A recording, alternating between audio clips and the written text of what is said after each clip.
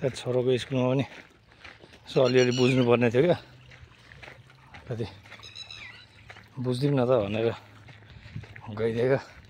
छोरो मलाई हेरेर पुरा सक भइरहेको, है बाउ कहाँबाट आयो भन्ने भइरहेको त्यसलाई।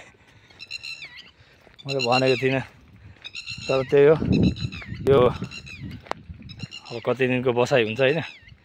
यो बसाइमा चाहिँ बेला बेलामा 15 दिनमा एकचोटि, हप्ता दिनमा एकचोटि टाइम मिलाएर छोरोको के कस्तो छ भनेर अहिले आफू भएको बेलामा चाहिँ सब बेला बेलामा बुझाउने, पढाइ के कस्तो खालको छ भनेर।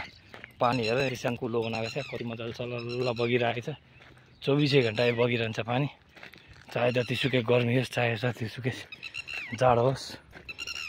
पानी यहाँनिर कहाँबाट जोडिदिएको छ निकास यसको।